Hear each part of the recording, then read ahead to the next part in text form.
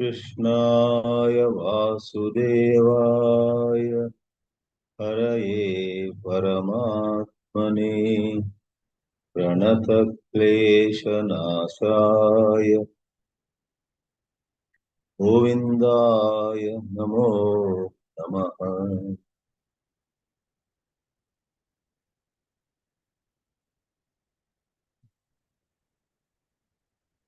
Arjuna spoke and spoke, expressing his awe at the magnificent Vishwarupa of Bhagavan Sri Krishna. In the last verse we saw, in the last week, 31st shloka of 11th chapter, Arjuna said, "Tell me who you are. This form you are displaying is so frightening and has left me confused and confounded." Namostute, he said, as we saw. Namostute, salutations be to you. Prasida, please calm down and be good to me. Be favorable to me. Right now, you seem to be so ferocious, fierce, angry. Vijnatumichhami bhavantamadhyam. I wish to know you. You indeed are the primordial being. Nahi prajanami tava pravrittim. I don't know all that you do. I realize what I knew about you so far was just a tiny bit. Therefore, Akhyahi, tell me, please tell me, says Arjuna. With this, the stage is set for Sri Krishna to speak. And Sri Krishna speaks 3 verses, and he will say more later. We will see now the 3 verses he speaks, followed by a verse in the mouth of Sanjaya.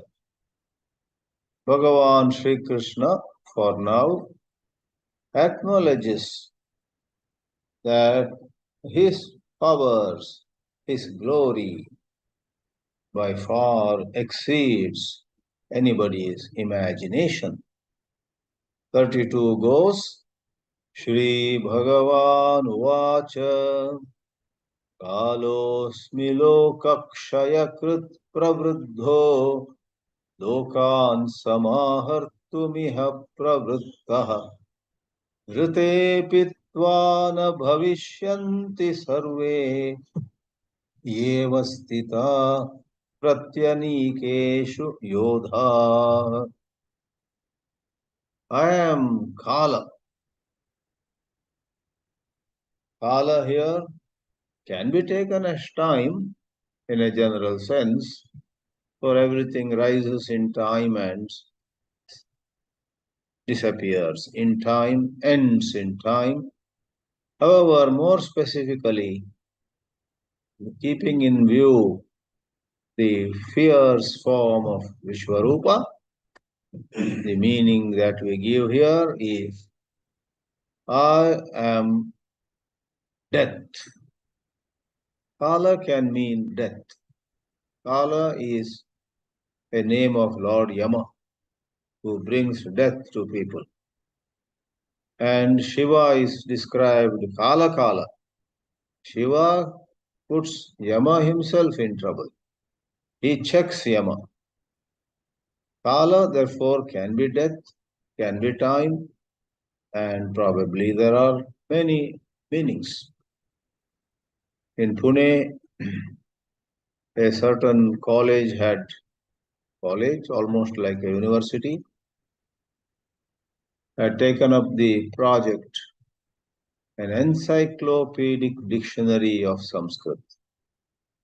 And it was a huge project, I don't think it is completed yet. I had visited that place and looked at that project.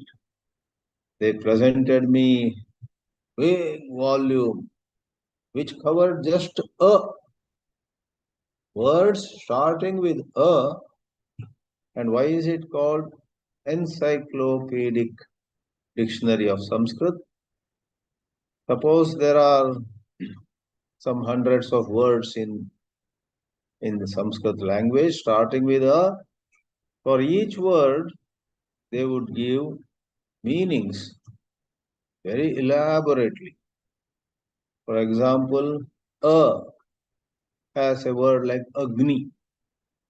They give the meaning of Agni as per general Sanskrit literature, as it is used in Ayurveda, as it may have a special meaning in Vedanta, as it may have some special meaning in yoga, in maybe music, maybe in dance, maybe in astronomy, maybe in astrology. Very long list. If I remember right, the number of pages that were explaining the word meanings of went to more than 56 pages or so. And there was a whole hall where scholars were sitting, everybody given a table and a chair. Those days, everybody didn't have access to computers. I had visited them, I guess, in 1996 or so. And on little 4 inches by 3 inches cards, those scholars were writing down meanings.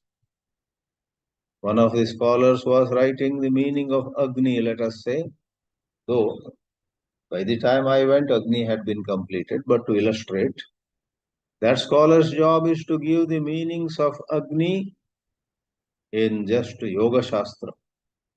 In Yoga Shastra itself, Agni may have multiple meanings. Another desk, another scholar is exploring the word Agni as per Ayurveda. Somebody else as per Puranas. Chandrarka Suryo, what is that? There are illustrations where Shiva's third eye, there comes out fire. Vaishwanara, Chandrarka Vaishwanara Lochanaya, Tasmai Shivaya, Namah Shivaya. So Surya, Chandra, and fire, Agni comes from third eye. So that meaning could also be given. So Kala has many meanings. I would especially mention this because a year ago there was this movie which made news, Oppenheimer. And it was said when the atomic experiment took place in a desert of the state of New Mexico in USA, Robert Oppenheimer, who was the head of that project, successfully tested the atomic nuclear explosion, which was used later to bomb Hiroshima and Nagasaki in Japan. And he remembered a couple of shlokas. One of them we already quoted, Divi Surya Sahasrasya, from this 11th chapter itself. And the second was this Kalosmi Loka Kshayakat Pravruddha. And that movie was reviewed. So many people wrote on that movie in newspapers, in the media. And there was some sort of controversy that that movie gave a certain meaning to word Kalaha in this 32, verse 32. And some scholars said that was not appropriate, another meaning is appropriate, and so on. I would rather say multiple meanings do apply, and all of them don't have to have any contradiction. I am time, and time, the word time itself includes death. So I am death. If I remember right, the one scholar objected to the meaning death given to the word Kala. But Shankaracharya gives that meaning, And it is all the more appropriate to say Kalaha here means causing end, causing death. For the shloka itself says, Lokakshaya Krut. I am Kala, all set, Pravruddhaha, very busy with the work of causing Kshaya, causing ending, causing decay and death of Loka. Loka Kshayakrit Kalaha Asmi, Pravruddhaha. I have begun the work and I have now grown big. That work is going on at high speed, on large scale. I am destroying a whole lot of kings and princes here in the armies. Lokan Samahartum, as though that word Lokakshayakrit was not enough. Lokan Samahartum. I'm going to swallow, I'm going to devour, I'm going to take all big worlds into myself. Very scary. Adding to the scare that Arjuna was already suffering from. Rite pitva na bhavishyanti sarve. Rite is a synonym of vina. Everyone knows the word vina. Tava vina or tvaya vina, without you. Rite pitva also is without you. Arjuna, what are you thinking? Without you also, all these, a very large number of kings, soldiers, army generals, and so on both sides, a very large number, survey, na bhavishyanti. Na bhavishyanti means will not be around. Their death already is fixed. They are going to die, whether anybody likes it or not. Rite pitva na bhavishyanti sarve ye avastitaha. I am referring to the heroes, avastitaha, stationed, standing, where? Pratyanikeshu yodaha. Dinam means day. Pratidinam means every day. Anika means Sainya, Sena, army. And Prati Anika, in every army, especially on the side of Duryodhana. Duryodhana's was not one army, nor was Pandava's one army. The army on each side had many armies sent by various kings who had allied with them, aligned with them. As you know, in world wars also, first two countries have friction, and then certain number of countries come forward in support of the first country, and a certain other number of countries support the second country. Therefore, it is a fight between multiple armies on each side. Pratyanikeshu yodaha na bhavishyanti. They all are going to die. Rite pitva. This is for all of us to meditate on. What has to happen in this world will anyhow happen, whether we do anything or not. Our role is to be humble, and with the sense of doership, we must go ahead and do. We will do. We cannot run away from work anyhow. To say, okay, then I won't do anything if God is doing everything is so foolish. We say that one moment, next moment, we will be so possessed with the sense of doership, we end up doing. But this verse gives us a reminder. In reality, this whole show is going on. You play your role, but no, God is doing everything. God is doing everything.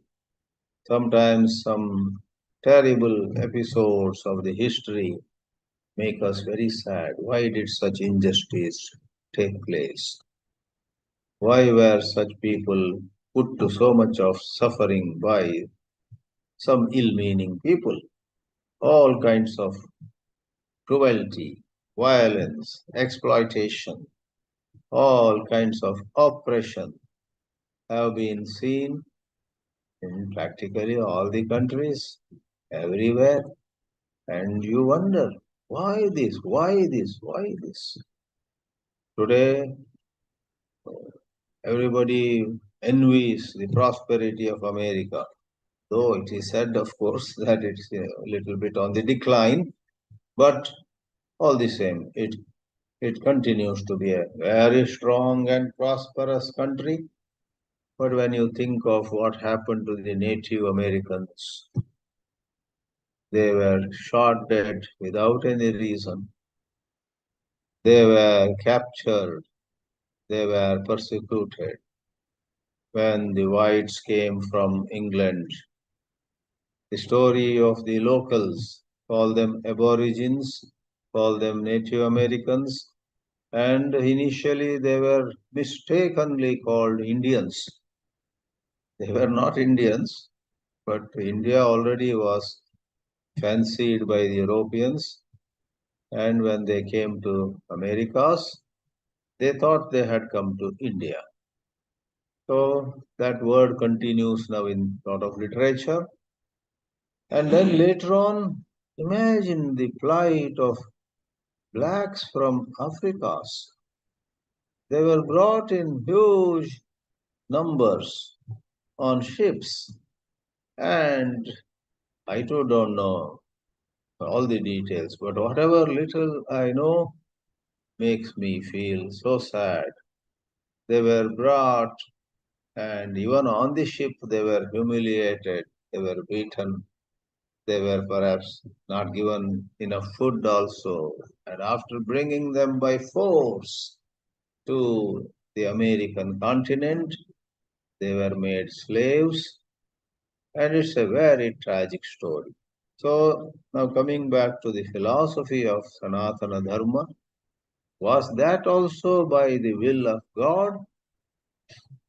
Of course, it was the will of God. And was that also the result of some karma? Of course, it was the result of some karma. Then was it not very unkind? Well, whoever persecuted, whoever exploited and oppressed others, their karma would go after them. Please do not see only one part of the story. It's like there is a picture of a small fish being, swallowed or about to be swallowed by a bigger fish. When you see that picture, you say, oh, what's happening? The small fish, poor one, is going to be swallowed now. Now you see a larger picture.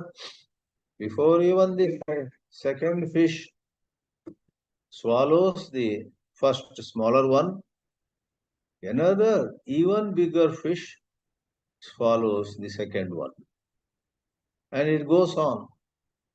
B eats A, C eats B, D eats C, and E is all set to eat D. Therefore, karma is regarded as very complex.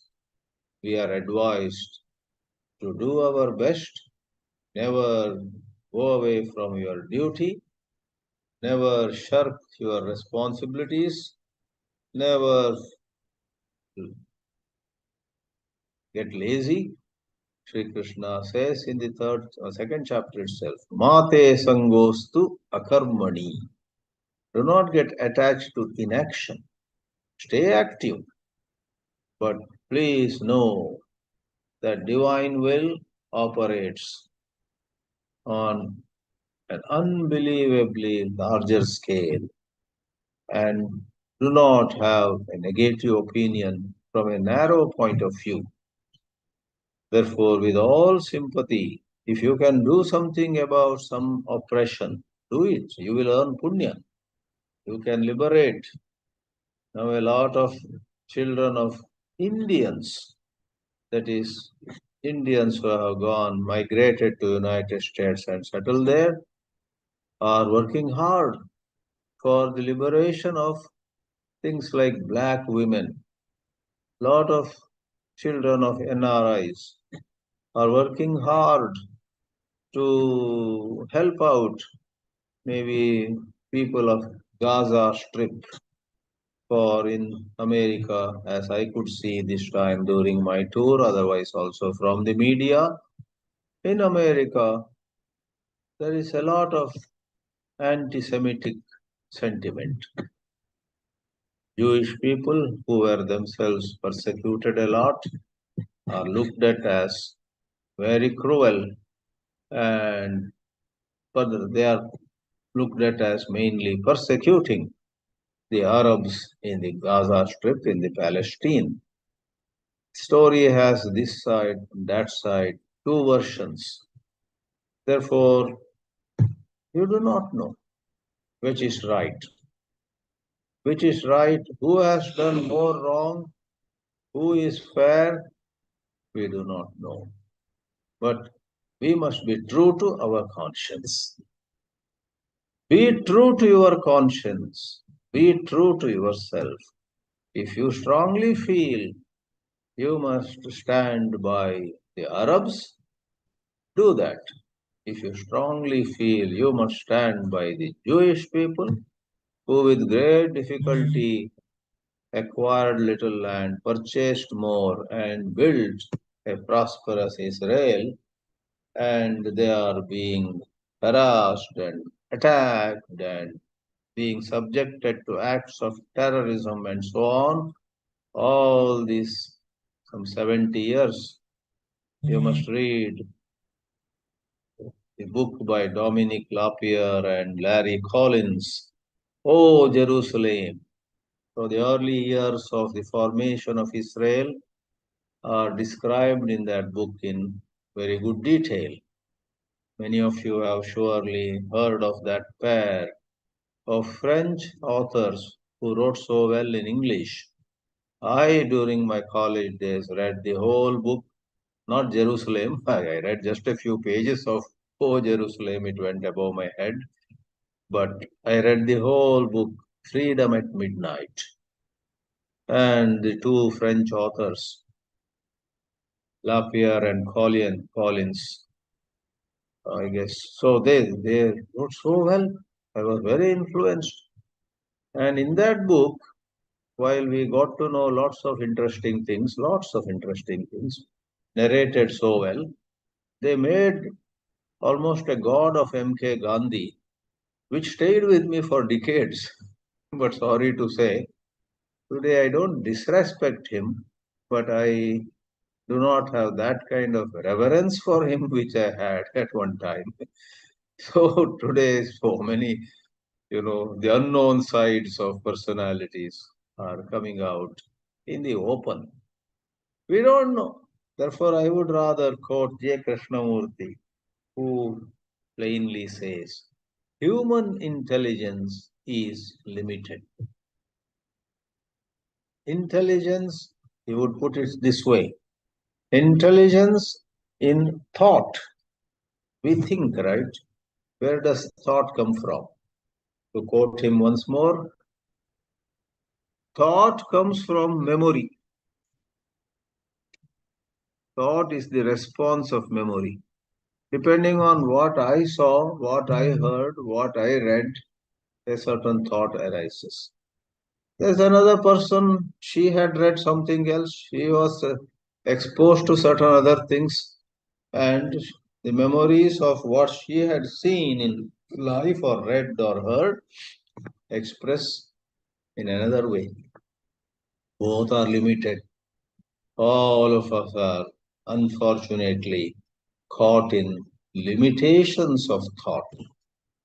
Therefore, in Krishnamurti's teachings, which I found being very complementary to Vedanta, not in contradiction at all, I saw that ultimately the message is abide as the awareness.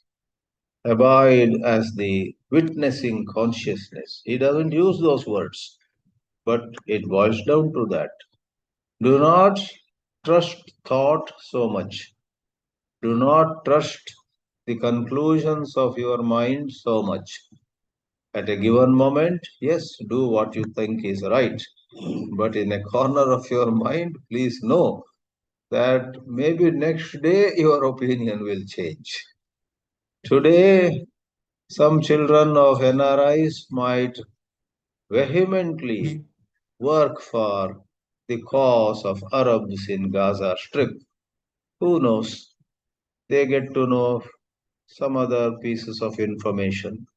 In a year, they may completely withdraw from it. They may even support Jewish people. And the way things happen is not in our hands. Many a time, personal life also interferes in these matters. On one hand, you may be ideologically supporting the Jewish people or Arab people, either way. On the other, a young girl, young boy, child of NRIs in America may fall in love with somebody of the opposite community. Then what a dilemma. You are supporting Arabs, you are condemning the Jewish people, especially of Israel, but even as you condemn the Jewish people, you fall in love with a Jewish boy if you are a girl, you fall in love with a Jewish girl if you are a boy, and then you are in a dilemma. All sorts of things happen in this world. Therefore, what is right, what is wrong, is not within the ken of human thought. Once more, Sri Krishna says, Mate sangostu akarmani. Don't make all this an excuse to be lazy, to run away from what your conscience says is your duty. At a given moment, be true to your conscience. Mahabharata is going on in our bosom all the time. Mahabharata has countless examples of moral dilemmas and issues of right and wrong. Puzzles of life are all displayed in the stories, in the dialogues of Mahabharata. Bhagavad Geetā holds a mirror to these in its own way. Ye avastitaha yodaha te na bhavishyanti. They will die. Ratepi tva. Tva is tvam. Tvam vina. Without, even if you walk away, you think anything else will happen here. Whatever had to happen will happen. That alone will happen, not anything else. Shankaracharya explains the words Kalaha Lokakshayakrit Lokanam Kshayam Karoti iti Lokakshayakrit Pravriddaha Vriddhim Gataha. Grown big. Yadartham Pravriddaha Tatshranu. Listen to me on for what I have assumed big proportions. I have taken the work to larger scale. The purpose is lokan samahartum. That's the pair of words from the shloka. Bhashyakara says, samhartum iha asmin loke pravrittaha. To do samhara. Samhara. So, destruction.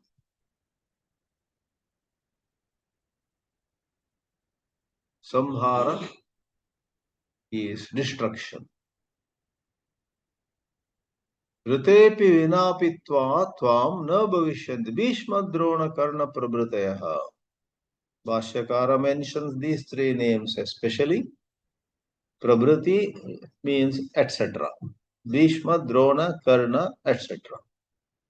Because Arjuna especially had a lot of fear, lot of doubt about whether he or Pandavas would be able to overcome. Bhishma, Drona, and Karna are mighty warriors, and they took the side of Duryodhana. What a pity. Ye avastitaha prati anikeshu anikam. Anikam, anikam prati. Dinam dinam prati iti pratidinam. Ahaha ahaha prati iti pratyaham. Every day, every night, every year, prativarsham, every year. So pratyanikam, in every one of these armies, especially pratipaksha bhuteshu, especially in the opposite armies of you, that means on the Kaurava side, Yodhaha, Yodhaha, Yoda Shabda is like Rama Shabda, Yodhaha, but another word Yodhr is like Netra Shabda, Yodha, Yodharau, Yodharaha. Shankaracharya gives a synonym for Yodaha. Tasmat Tvamuttishta Yasho Labhasva Jitva Shatrun Bhumshva Rajyam Samruddham Mayaivaite Nihata Purvameva Nimittamatram Bhavasavya Sachin. This is the sloka to which we have made references already several times. Maya eva ete nihataha. Purvameva. Purvameva, well in advance, before you send your first arrow into the air, before you fight, these have been killed already by me. Maya evaite nihata purvameva. There was a joke about some soldier who came home one evening. So those days the wars used to happen during daytime. Evenings the soldiers would come home or come back to their tents. This soldier came and proudly said to his wife, "Today I killed, I cut hands of so many enemies. I cut the legs of so many enemies. I pierced my sword into the belly of so many enemy soldiers." The wife asked, "What about head? You didn't mention any head. You didn't say I cut the heads of so many enemies." Then the honest husband admitted, "No, no, those heads were already cut off all these enemies, and I went and pierced somebody's belly, cut off somebody's hands, cut off somebody's legs, and so on." What kind of hero he is? Those enemies were already killed. They were lying down. The bodies were lying down, the heads were separated, and this fellow went and played with those. See, on one hand it's a joke. On the other, whether you like it or not, your greatest success as well as your most terrible failure do not really apply to you. They are not yours. All of them happened as per the script written by the Lord. Like Shakespeare would make certain characters wicked villains of the play, he would make certain characters heroes of the play. And in the play, the wicked ones behave in wicked ways, and you get very angry with them. And the heroes behave in heroic ways, you get mighty pleased with them. But it is all as per the description the bard, the poet, the playwright had written. Likewise, God is said to be the supreme author of everything that happens in the materialistic world, in the spiritual world, everywhere. In the spiritual world too, somebody like Vivekananda goes around just in a few countries, he makes a tremendous impact on people. And somebody else who might also be equally wise, learned, equally possessing spiritual powers by God's will, remains maybe in a cave, remains very less known. How anywhere in any sphere of human activity, Some get known, some do not. Some live richly, some live in poverty. All that. Mayaiva, in place of nihataha, put a word Mayaiva ete kritaha or etat kritam. I have done all this. I made someone a millionaire. I made someone else a pauper. The pauper cannot be a millionaire. The millionaire cannot be a pauper. Among the sons of the same mother, one could become a millionaire, another could be having a hard time making the two ends meet. Sometimes the boy who became a millionaire calls the brother who has not done well, provides him all support. But the second fellow, within 6 months, walks away from it, picks up a fight or gives some reason and goes back again to poverty, to suffering, and so on. Therefore, karma is so much stronger. Try as you may, you cannot make a person who is destined to be poor rich. You cannot make somebody who is destined to be rich poor. You can't make him poor. This is all mind boggling. Therefore, don't think too much. Use the same time and energy to, on one hand, remember God, do bhajan, do japa. On the other, do your little duties with peace of mind. Stay calm. There may be a lot of work before you. Stay calm either way. Don't be agitated. If you get agitated, your work will suffer more. And not only your work will remain incomplete, you will get a heart attack and fall on the ground. So, why do you want to get agitated? That's how spirituality comes in and helps us deal with life. Nimitta matram bhava savyasachi. That's the most quoted pankti, line, part of. Be an instrument. Nimitta is in this context like an instrument. A pen is an instrument. A good poet writes a wonderful poem, and a bad poet scribbles something which nobody appreciates. Other day I was in some place and somebody knowing my not much, I have a little knowledge of Sanskrit.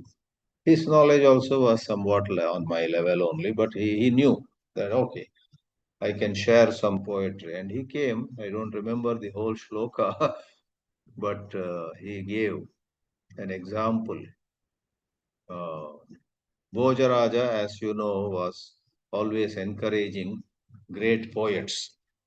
And there were two or three scholars whose scholarship was very poor.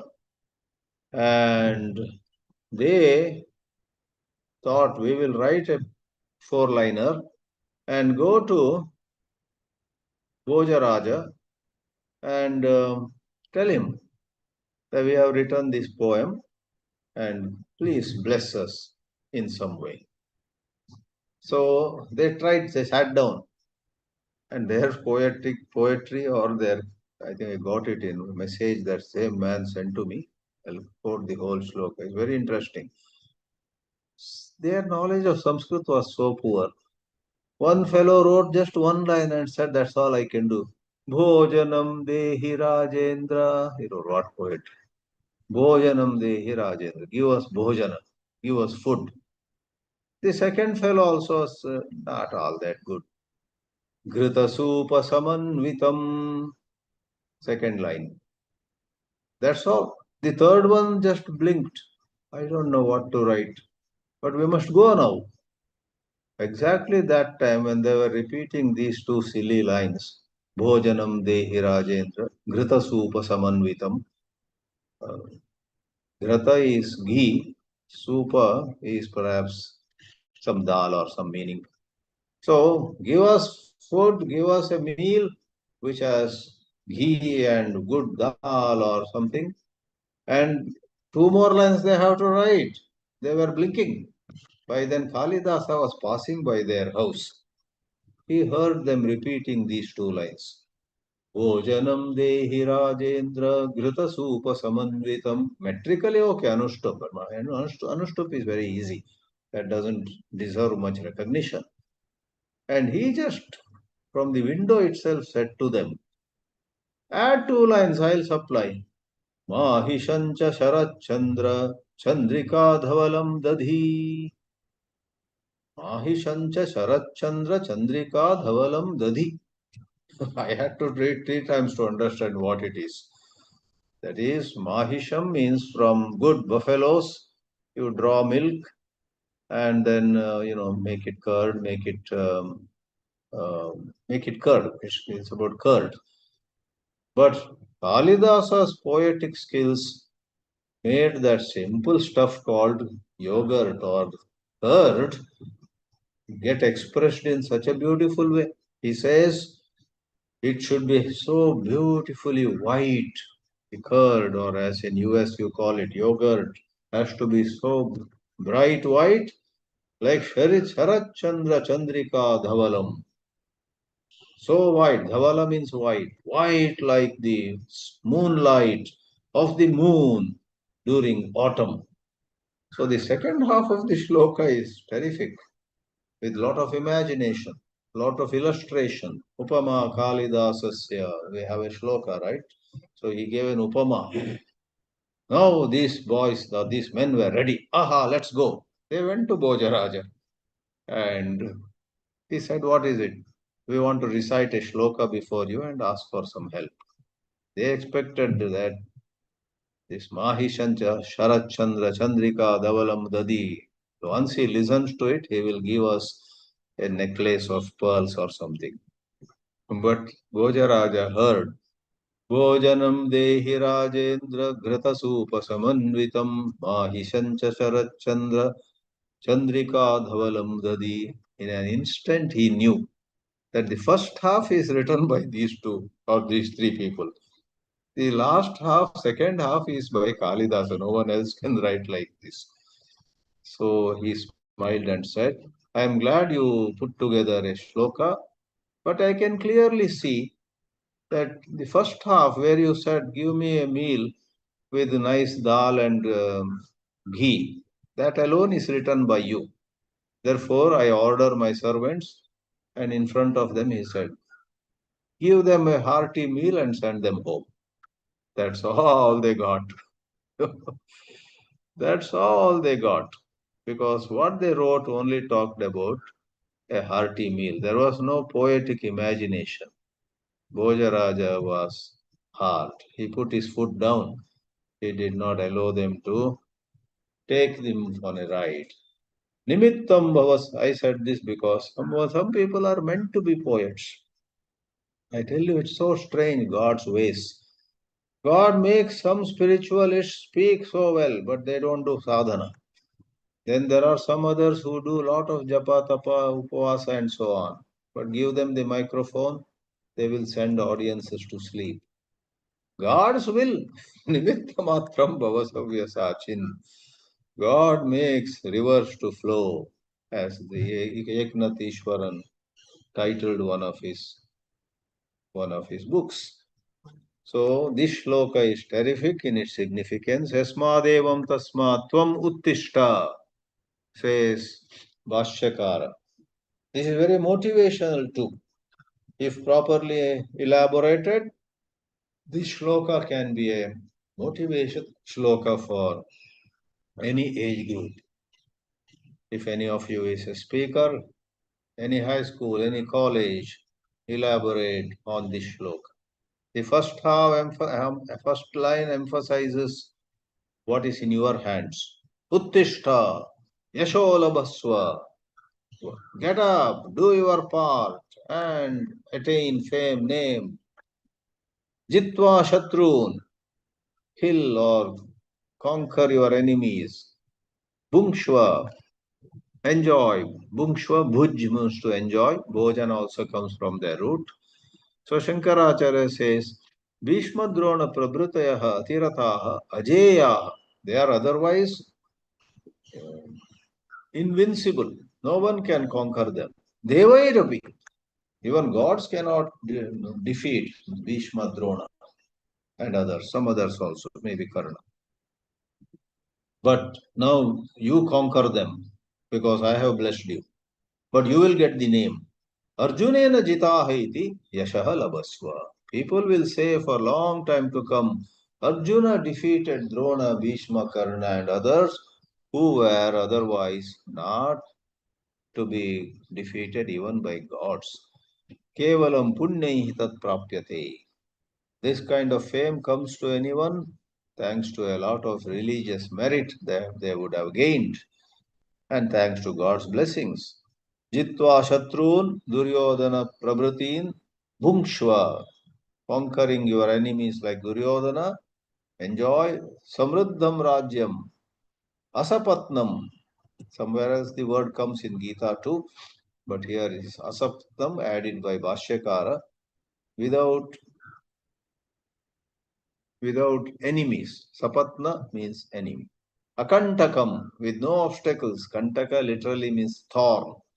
You have a path laid out before you where there is no thorn. Maya eva yete nihataha nischayena hataha pranaihi viyojitaha. Their pranas are already out, I tell you. Purvameva. Therefore, what is my role? Nimitta matram bhavasavya sachin. So if you are speaking to a crowd, elaborate the first half, showing how much it is in your hands. Every day brings to you fresh opportunities. The second half is to tackle the ego. Even as you achieve, remain humble, remain devoted to God. Savyena, Savya Sachin is how Sri Krishna addresses Arjuna here. Savya means left. Even by the left hand, he could release the arrow. Ordinarily, you hold the bow with the left hand and pull the back end of the arrow with the right hand, and then at the right moment, after aiming properly, release it. Arjuna could hold the bow with the right hand and pull the arrow with the left. Savyena vamena api hastena sharanam kshepat. He then releases and makes the arrow go great distances. Savyasachi iti uchyate Arjuna. Arjuna is how is addressed, Savyasachin. And then in the next two verses, I will just mention what it has. Kill Drona, kill Bhishma, kill Jayadratha. There's an interesting story of Jayadratha, which is briefly mentioned in the Bhāshya. I will give some extra details of it. Very fascinating story of certain curse that Jayadratha's father had pronounced already. Anyone who makes my son's head fall on the ground will find his own head falling on the ground right away with no delay. So when Arjuna had to kill Jayadratha later, there is a wonderful thing that he does. Sri Krishna whispers in his ears, please see that such and such thing happens and you will not suffer. Maya hatanstam jahima vyatishta yuddhesva jeta sirane sapatnat. See, the word sapatna has come in the 34th verse. And after this, Sanjaya says, hearing such words of Keshava, Arjuna with a crown, Kiriti, Kritanjali, bowing down and folding his hands in the Anjali form, Vepamanaha, trembling out of a mixture of emotions, Namaskritva, doing salutations, again said to Krishna, Sagad Gadam, with his throat choked with emotions, Bhita Bhitaha, much frightened, Pranamya, Namaskritya, Katanjalihi, multiple words, all of them indicate the state of mind. We'll see them. Om Namo Bhagavate Vasudevaya.